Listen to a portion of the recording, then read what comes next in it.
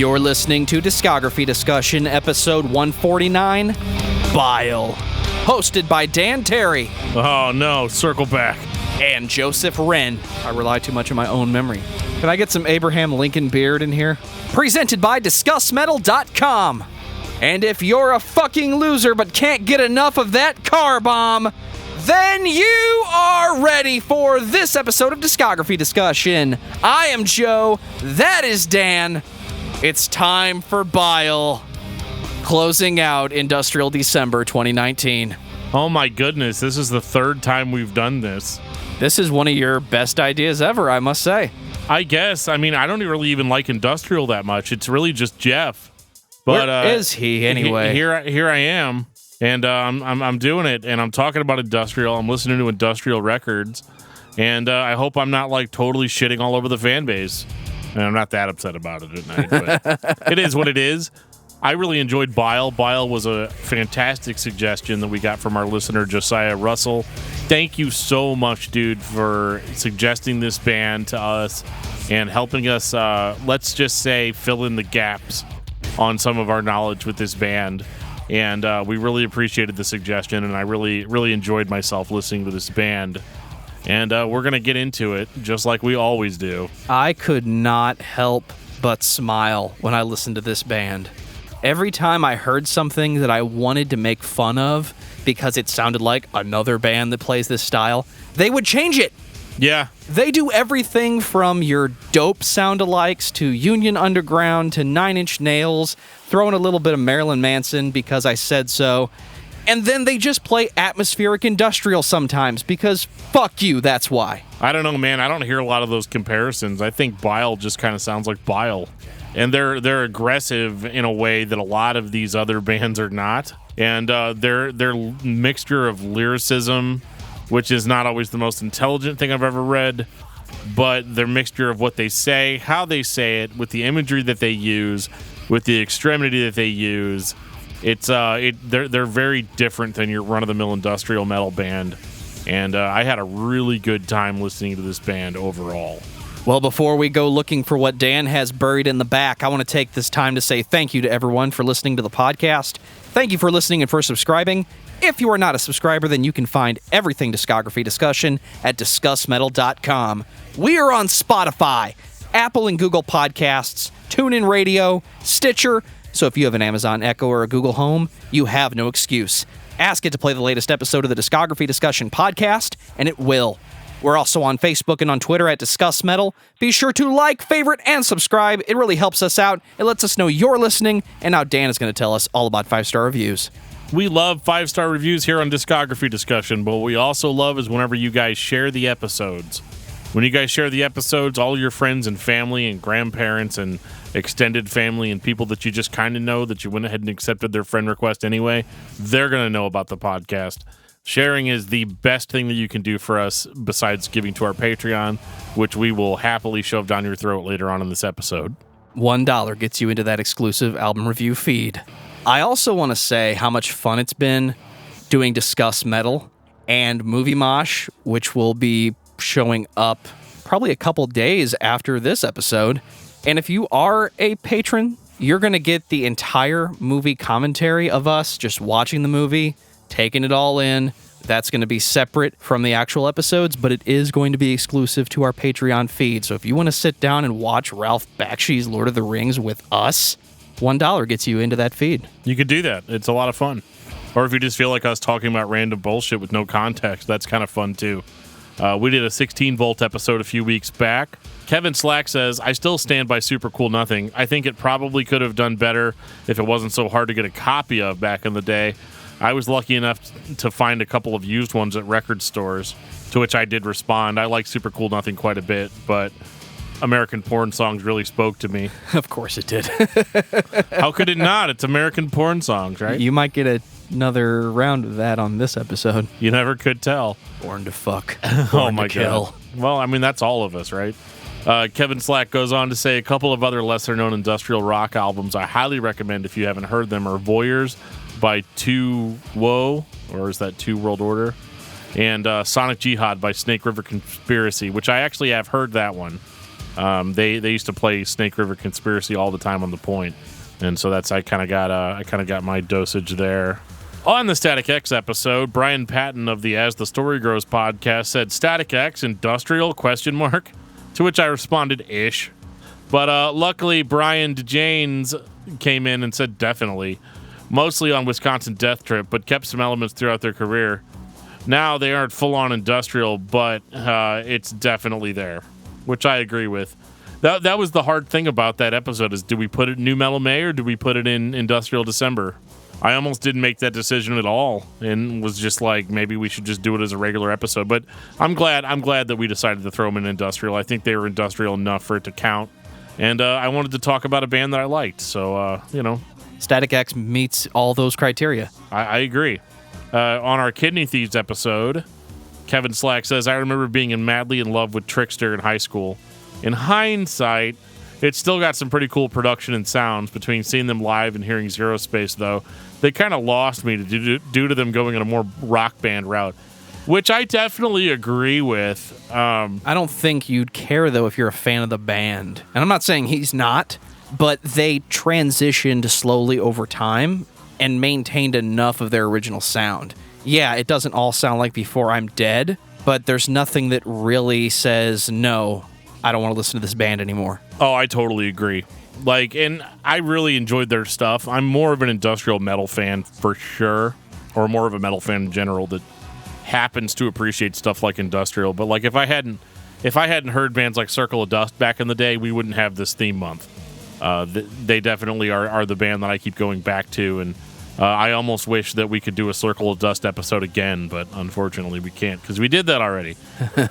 So here we are talking about Bile, which I could not be any more excited about. So Dan, tell me about Bile. I'm glad you asked me that, Joe. Bile is an industrial metal band, or as stated on all of their website and press information, they're an industrial metal project. And I guess that has a lot to do with it's like many industrial bands, it's all headed kind of by one guy who goes by the moniker of Kurtzoff. He's basically been the band. You've had lots of people come in and out over the course of the band's career, but the main songwriter, the guy that comes up with everything, the dreamer of the dreams, the guy that makes the music happen, is just one Kurtzoff. And there's an interesting thing that he does later on in their career, and I can't wait to get to it, but I won't spoil it right now.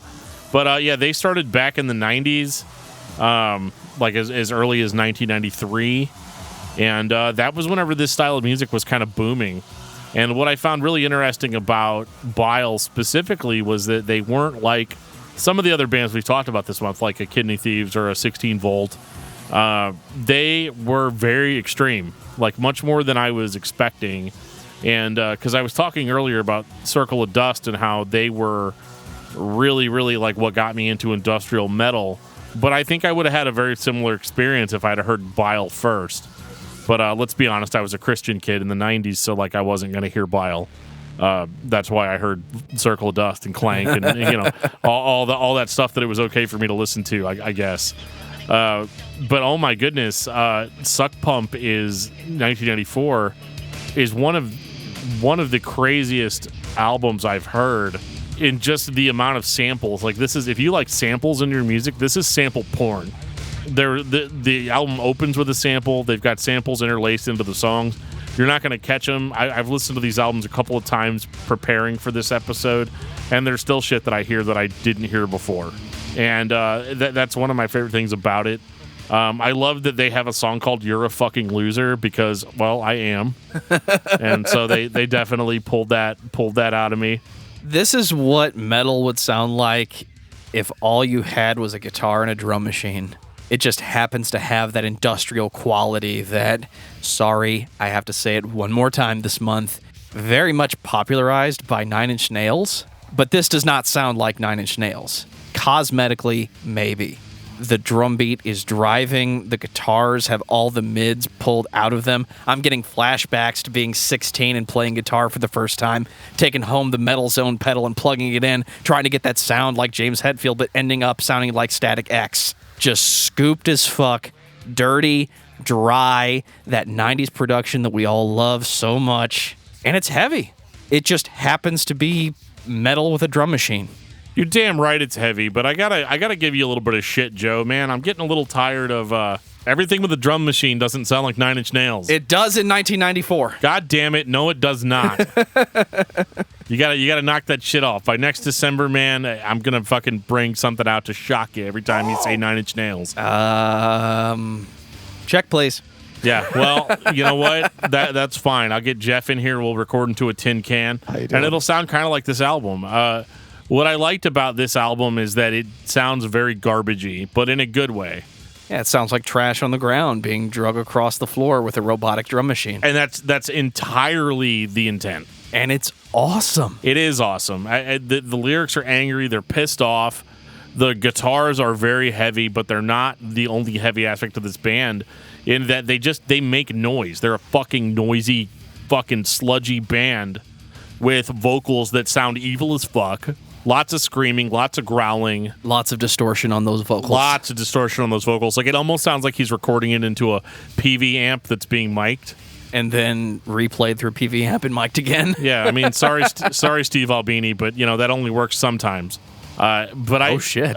Yeah, shots fired.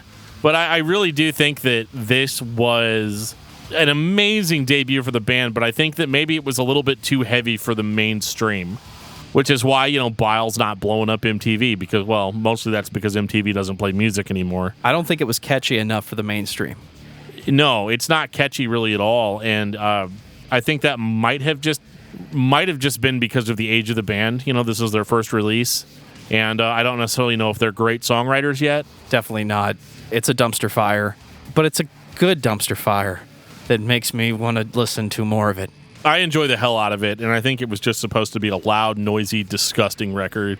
And, you know, with a name like Suck Pump, I mean, that's fucking great. It's going to get worse, dude. It's going to get so much fucking worse. You ready for techno horror? I am... I'm as ready as I'm going to be, Joe. Let's just go into it. So you remember how I said the last record was driving with a drum machine? It sounds like metal if all you had was a guitar and a drum machine? Correct. Yeah, this has more of that. Yeah, it does. Cosmetically sounds very close to the previous record. If anything, it was just mixed slightly differently. Well, that's probably why they took this album and Suck Pump and put them on one release, because they were essentially, I mean, in a lot of ways, they are very complementary to each other. They sound very similar, but I'm not going to give it the same discography discussion. Oh, it's the same, so next. You know? It's really more of a... They did what they did on the last album, but better. It sounds better. The music is a little bit more sound as far as the songwriting goes. Like, you can really kind of get behind these songs. They've got more hooks. Interstate Hate Song is probably my favorite, just because, again, we've all been there. Techno Horror is an earworm. Suckers is good. I liked You Can't Love This, all 4 parts of it, because it is just like some really shitty lyrics, but at the same time... Can I get some Abraham Lincoln Beard in here? You can really feel it, though. You can really fucking feel it. And I just I liked this record more than Suck Pump, just because, number one, it was longer. They give me more of what I wanted, and it's a little bit more listenable overall. And this, in my opinion, would have been a much stronger debut for the band, just because it kind of showcases everything that we're going to get later on this early in their career. And I just, oh my God, the distorted screams are awesome.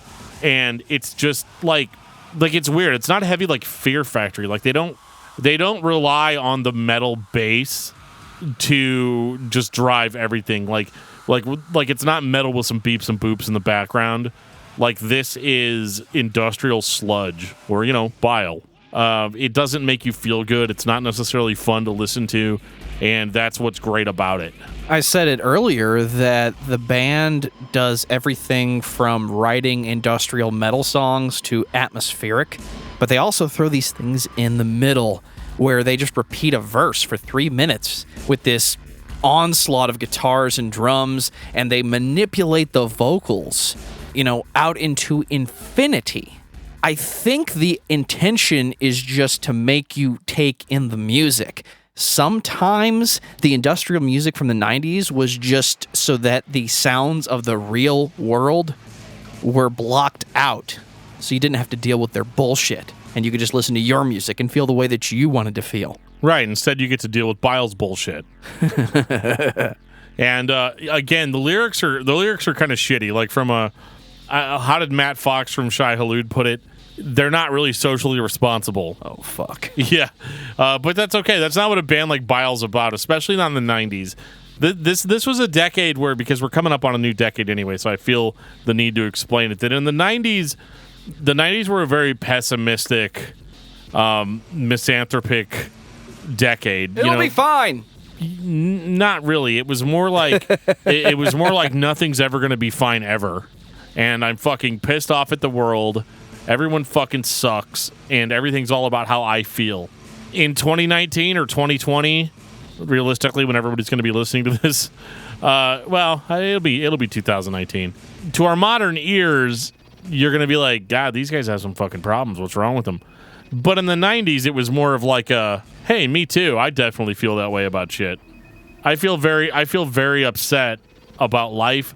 I feel like I've been fucked over by everybody that I know. Women hate me. I'm unattractive. I'm a piece of shit. And everybody else is a piece of shit too. And we're gonna live in this nihilistic world that we've created with this music on this album called Techno Horror. I mean, what else is there to say? This shit was great, and I really enjoy this album, probably more than the first one. And not probably, I definitely enjoy it more than the first one. And I was pretty excited to move on to their next release. This is where it's going to get a little more controversial, kids, because, as I've stated multiple times on this show, when we talk about a band's discography, we are only talking about full-length albums of new material. We're not talking about remix albums. We're not talking about EPs or two-song samplers or reissues of previous albums. And the reason for that is there's just not enough time in the day to do that. And we just decided a long time ago that we're just not going to talk about every little thing. And so I just wanted to make that very clear on this episode, that our intention isn't to give you a comprehensive overview of every single little EP that the band ever released. We're only talking about the albums. 2000, Sex Reflex. So yes, so there's a 4-year gap. And I will at least mention what came out between. The Dark Path EP came out right after Techno Horror did. And they did another EP called Bile Degradable, which is a fucking great name, which was also an EP, about 7 songs. I did listen to these. I thought they were pretty cool, but they sounded more in the vein of Techno Horror, which was already 16 tracks long, so I really wasn't like looking for more. Sex Reflex is a totally different fucking beast. This is where the band started to use their industrial prowess to their advantage. Yes. The guitars have that industrial trash dirge sound going on. The vocals are being manipulated. And then there's just these sound effects, what sounds like a fucking baby rattle being shook over in the corner, because the opening track, Betty Page, is just garbage to the ears. It sounds dirgy, and I love it. Also, I'd like to shout out the song Vampire Hunter K. Clearly, we have some D fans in the house. Clearly. This is a disgusting record. Songs like Wet Dreams, Sex Reflex. On the version that I listened to, there's a song called Sex Reflex Unlubed Red and Raw Mix. Oh, fuck, guys. How many drugs were you on? All of them. And did you share? All of them. It sounds like they had a dirty good time when they're making this. There's a song, a bonus track called Rock is Dead in Bed. And this is like, they capitalized on what they had done on the first 2 records, but now they're pushing forward where they're writing like actual songs. So the songs they tend to stand out from one another a lot better than they did in the past. And that was probably my favorite thing about Sex Reflex, is that I remember all the songs individually, because they had hooks, because they were going for a different vibe on each track. You get that, you still have that disturbing, disgusting band, but now they're writing like actual songs. And that's important. And you know what I really love about this record? Especially in 2000. What's that? I love that it there's no fucking ballads. There's no bullshit with Bile, and that's my favorite thing about him, is that there's no like, all right guys, Here's where we're going to slow it down for a second. Oh, come on, dude. We've got 20 songs of not slowing it down, and you want to slow it down. Get those lighters out. You know, find your lover, pour some oil on their back, rub their back. You know, if Bile was ever going to ask you to rub oil on somebody, it would just be to set them on fire. And that's what I like. And they do talk about their feelings, but their feelings are fucked up. There is no you and me. There is no you and me. And what I love about this album is that they don't give a fuck. It's more nihilistic than they've ever been without going so over the fucking top that there's not songs here. And that's really the standout. This is my favorite record by this band because it is the best accumulation of what they've done before and what they're going to do next. It may be the most accurate representation of the band as a whole. I don't know if it's my favorite, but it is the record I would give you if you told me I've never heard Bile before. Really, dude, you need to listen to Sex Reflex. Oh, it's a generic industrial metal album that has a sex title. Big deal. Dude, listen to fucking Bile. Yeah, and then Bile's like, hey, I got a big deal right here for you. Oh, fuck. It's called Demonic Electronic. Wait, hold on. I'm going to have to circle back here for a second. Sounds like somebody forgot to mention Nightmare Before Christoph. Yeah. Honestly, Joe, I just wanted a reason to say circle back on the episode somewhere. You're allowed to have it. Circle back, Terminus. Check it out. It's fucking awesome. Nightmare Before Kurtzoff is a Bile record in name only, which is weird because, I mean, Kurtzoff wrote and recorded and, like, did all the shit on the record. So, like, that's a Bile album, right? I mean... It's not. Kind of. It's not. This sounds like all the ballady shit that you told me wasn't on the last record. It's not ballady. I mean, it's not like... I mean, it's still obviously the same person, but, like, this is where they're just like, let's play some fucking weird blues shit, and let's keep the beat in. Like, it's actually really cool. It's a kind of more of an avant-garde album, and avant-garde really just means... So if it was intentional randomness, then it's avant-garde. If it's not intentional, it's just random bullshit. It could be both, but I actually found this album to be pretty enjoyable to listen to, but it goes all over the place. In My Eye doesn't sound like Submission. Death Buzz Lust doesn't sound like Extremities. I mean, some of the fucking names on these songs are great. The Serial Killer Blues is great. The Day the Aliens Landed. It's a really cool record, but it's not a Bile record. It doesn't have the same gut to it. You know what I mean? It doesn't have the same balls behind it. That might be intentional, but it is listed as a Bile record. So I don't really know why. This might be the B-sides of the extra shit from Sex Reflex. It did come out the same year. It's like sitting at the light waiting for it to turn green, and you're watching the cars go by on the cross streets, and you're just waiting your turn. You got the windows rolled down. You can listen to the engine of the car to the left and to the right of you. And you're just waiting for the light to turn green so you can listen to Demonic Electric. Demonic Electric is what I'm talking about.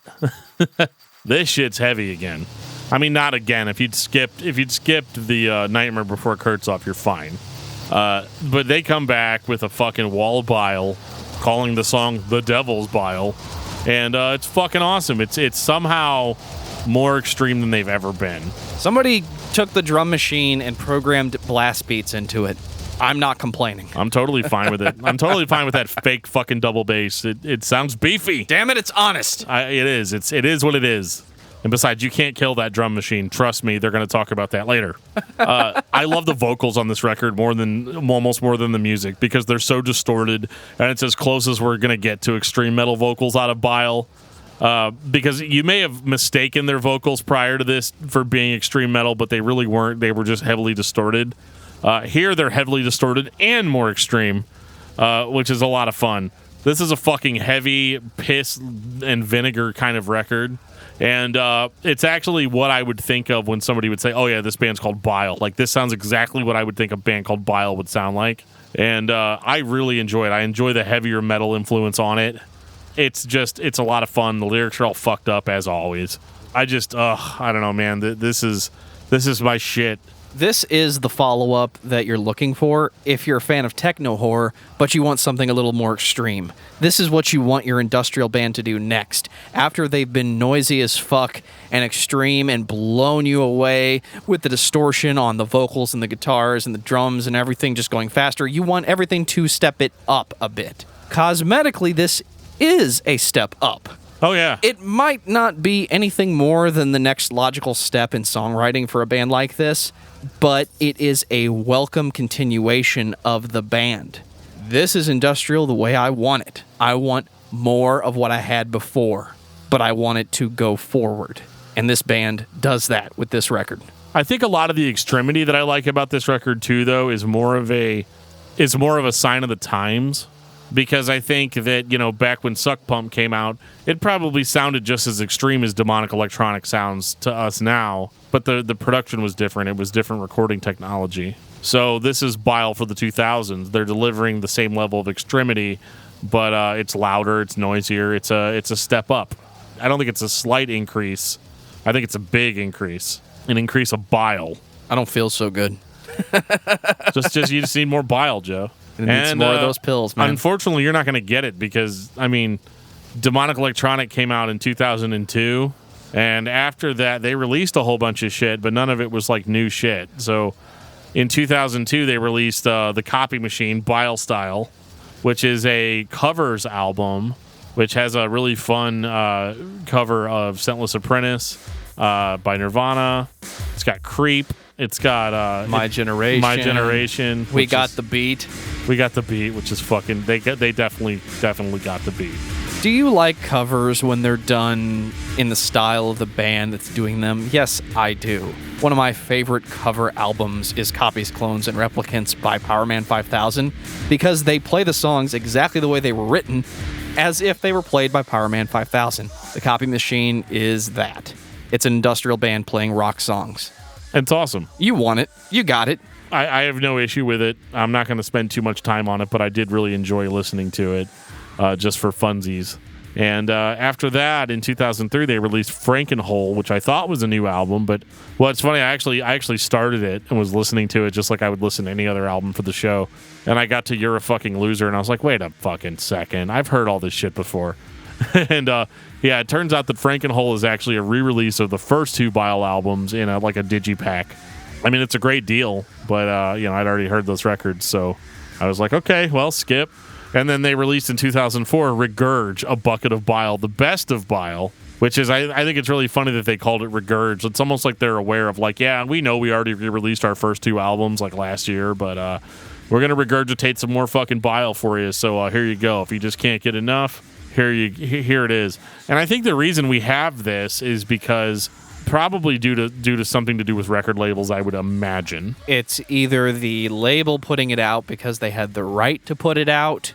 I said the right. Or it's the band needing to put out another album. Why don't we just release the greatest hits because we don't have anything new for you guys right now.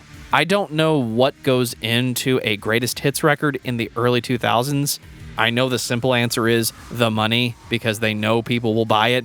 Imagine if you are a fan of Bile but you don't have any records. You are a candidate for, here's the first two records by the band, but they're in one pack, or the greatest hits because, at least then I have a little bit of something.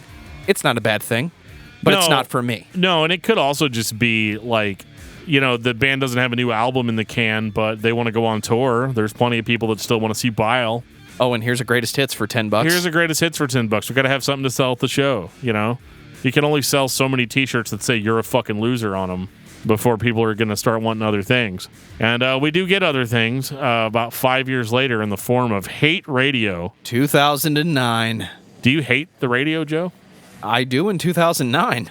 I've consistently hated the radio since probably 2002, I would say. I'm pretty sure the day I had my own CD player and a decent supply of batteries, I started to hate the radio more because the radio as a whole does not play what I want to listen to. And if they do play it, it's between an equal amount of commercials about shit that I'm not going to buy and I don't give a fuck. Right. The internet is just as bad in 2019. There's a reason I don't browse the internet for information because it's unusable. And I think Hate Radio, in name only, is a representation of listen to what you want to listen to, guys. We know you're fans of Bile because we are the opposite of the norm.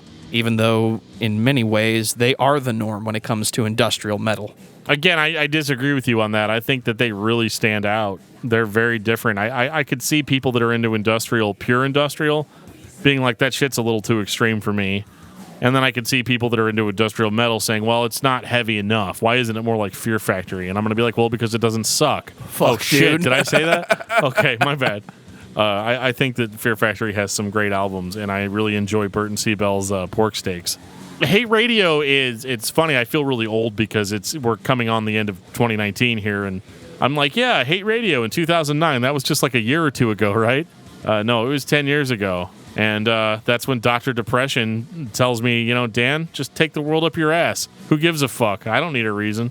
I think that this record is, again, a modernization of how Bile has made you feel in the past. It's not a retread because Bile sounds like Bile, so like you can't really criticize them for sounding like themselves. If you're an Unpleasable Metal fan, you can say, well, ladies and gentlemen, Unpleasable Metal fan. They didn't change, they didn't really change a lot, and they're just kind of doing the same shit, over and over and over and over again. And I really think that bands need to like change it up every now and again, but not change it too much. Oh, excuse me, dude, I got to go see Slayer. Slayer! Ladies and gentlemen, Unpleasable Metal fan. So in that regard, I think that this band is really good at being themselves, which sounds like I'm saying the floor is made of floor, but I really mean it. A lot of bands in this genre at this point in their career are not interested in trying to perfect the sound that they established in the 90s. They're trying to reach more people, but like they don't give a shit. They're trying to reach people that are into Bile. You're either in the fucking club or you're not in the club. And maybe you're in the club listening to Bile because you can kind of dance to some of this shit, and I really enjoy that about this record. This one surprised me because it was more of the heavy metal onslaught that I was used to. Threw in some guitar solos, which were not completely out of the question, but they cleaned up some of the industrial dirge. It's still heavy. It's not the same direct to the sound card sound that we're all used to with industrial. The vocals still sound that way, but this one sounds like they mic'd up some amps and recorded some real music with a drum machine, if that makes any sense. Not saying the other music's not real, but it's there's real. A difference between plugging it in and actually micing it up. It's fucking making Power Man fucking comparisons. Nobody's real. Needed to let you know. But dude, can we talk about Power Man next year? Seriously. We'll talk about Power Man 5000 in 2020, okay? Thank you. Will that make you happy, Joe? It's already making me happy. You're just thinking about it right now. Yeah, this was a great Bile record, and like I said, there's really not spoilers. There's really not a Bile record that I'm like, oh, this thing just sucks balls. Don't even touch it. It's very like this band is so good at creating their own atmosphere, but also giving you different stuff. Like I think that's what we all really want out of our favorite bands is a band that's going to basically not change but give you different songs. And it's kind of a tall order. It doesn't seem like it would be, but it really is. To be able to write this many albums and be around for multiple decades, but still be interesting. Which brings us to one of my favorite fucking names of an album of all time, Built to Fuck, Born to Kill. 2013. This record. Joe, this record fucking starts off, Remove the Head. This fucking record. I don't even know what to say, man. Stop me if you've heard it already. I know you already have. Don't stop me. I didn't know that this type of music was being made in 2013 amidst all the degent and hardcore and metalcore and everything that I like, but I was a little tired of at that time. And Bile's over here basically doing the same fucking shit that they've been doing the whole time. It sounds above and beyond better. But they're still doing the fucking 1996 DJ sound effects with the drum machine. Who cares? You can't kill that drum machine. You can't kill it. Never. Don't kill the drum machine. Track 3, you can't kill my drum machine. And actually, as I listen to that song, I get more the impression that the drum machine wants to kill me. I am the machine. And not the other way around. And that is the thing that just blows my fucking mind. is this machine wants me dead. He says it clearly in the song that his machine wants me dead and that I cannot kill it. So there's nothing you can fucking do. This drum machine's going to come to your house and kill you. Also, let's talk about the cover artwork for a second here. Something I'm trying to incorporate into the show is more cover art talk because, well, this is, what is this? What am I even looking at?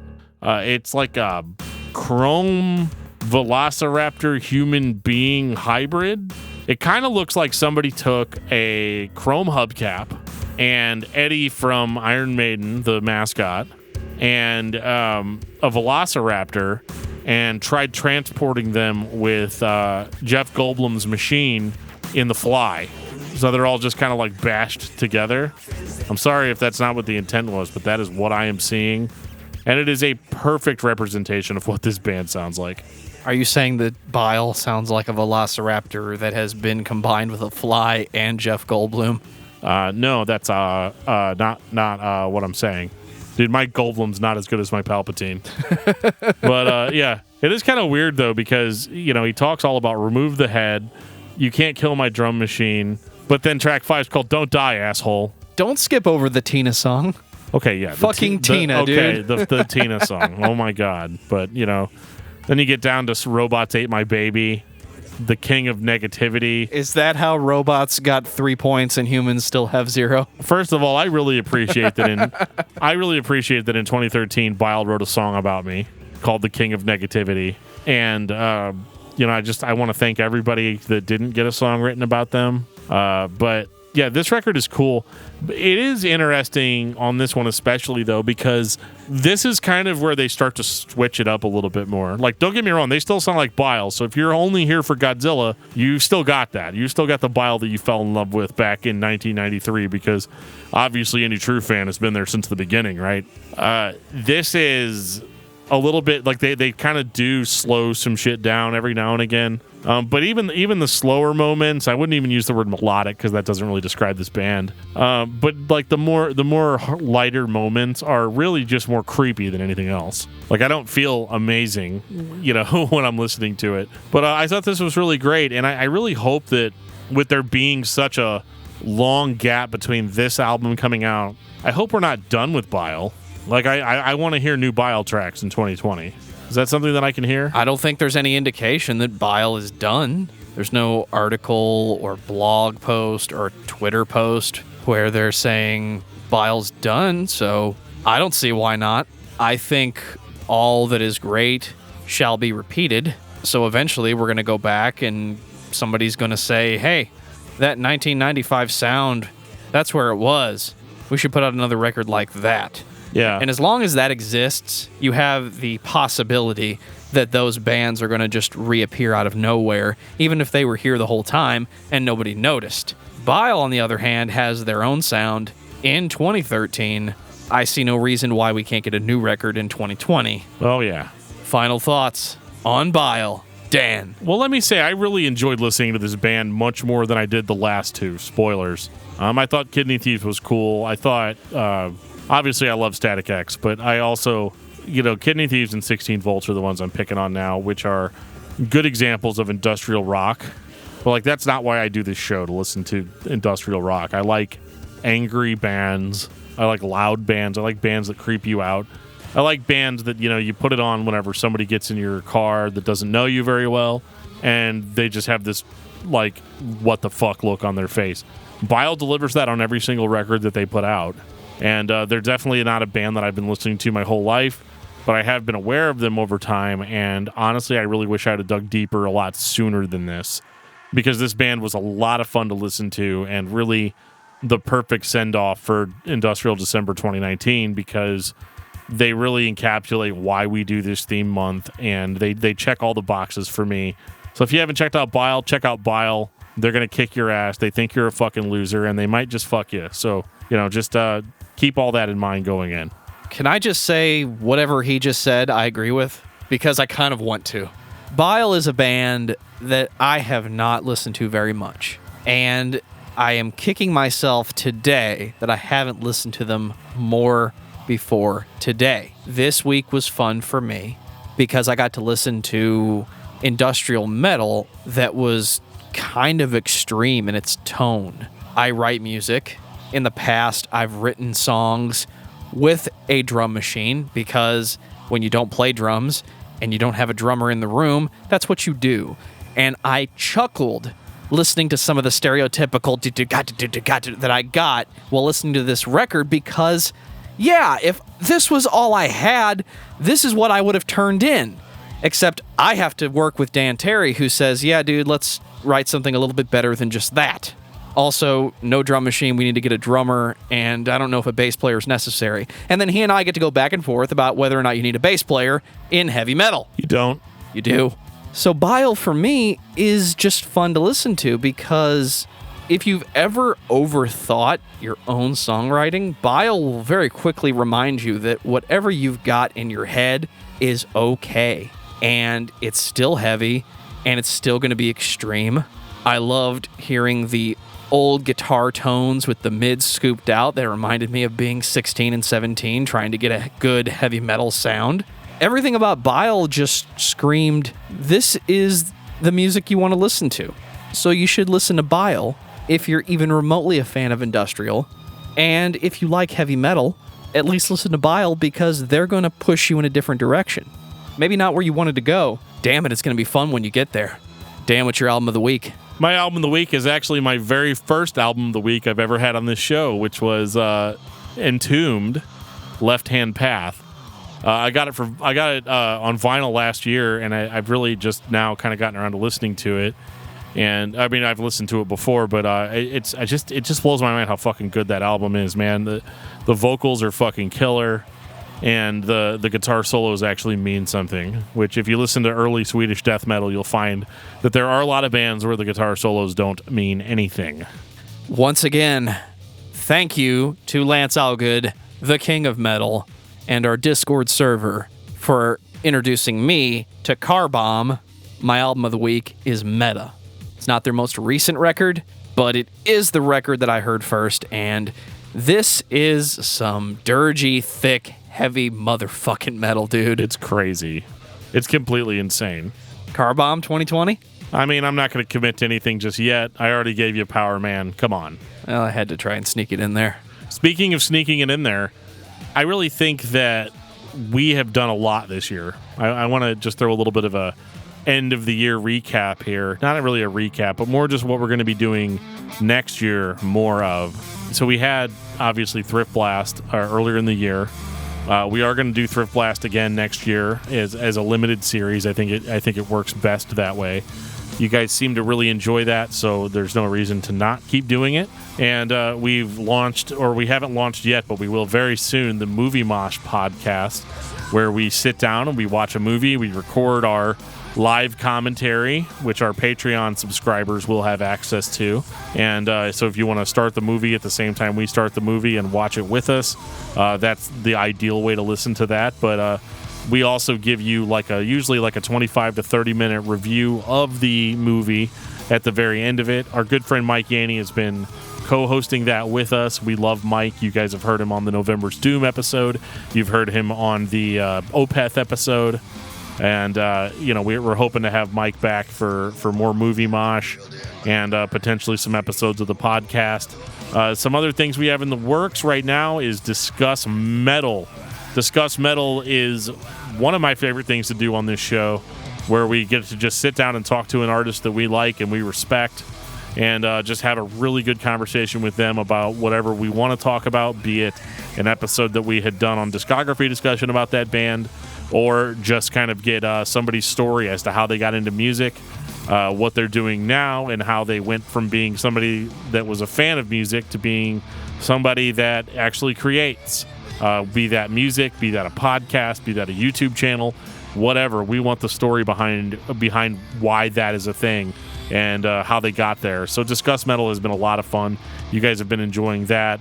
And we're going to keep the weekly album reviews going on Patreon. We've just got so many awesome bands lined up for 2020, and we can't wait to get to that year and start showing you guys some of the stuff that we have. Have you ever been listening to this podcast and thought, man, I want to talk about a different band than the bands you guys are always talking about? Well, that's cool. You can do whatever you want to do in your spare time, but if you want us to talk about it, you got to let us know, and there's a lot of different ways that you can do that. Number one, you can send us an email at danandjoeshow@gmail.com. That is a 100% guarantee. We will see it. You can comment on our Facebook page at facebook.com/discography discussion. You can send us a tweet at discussmetal or at discussmetaldan or at discussmetaljoe, respectively. You can join our Discord server. There's going to be a link in the show notes. If you click on there, you'll be invited to our Discord server. There's always the Discography Discussion official group on Facebook. If you like the Discography Discussion page on Facebook, you can find the group very easily. So yeah, just send us your suggestions. A lot of the bands we've talked about recently have been listener suggestions, and they've been a ton of fun. And I just want to thank everybody for listening to the podcast. I want to thank everybody that subscribes, that comments, that shares the episodes, that just reaches out to us, gives us a pat on the back, or even gives us some constructive criticism here and there. We're definitely open to that. I just want to thank everybody that has helped make this podcast possible, and we will see you guys again next year. And on that note, this has been episode 149 of Discography Discussion. Thank you for listening. You can like us on Facebook and follow us on Twitter at discussmetal. Subscribe to our podcast everywhere you listen to podcasts, including Google Play, Apple Podcasts, and Stitcher. Visit discussmetal.com for all things discography discussion, and please send questions and comments to danandjoeshow@gmail.com. If you are not a patron, you can become one at patreon.com/discussmetal. We have some sweet perks. It's in my mouth! Give me your money! Copious amounts of alcohol is required.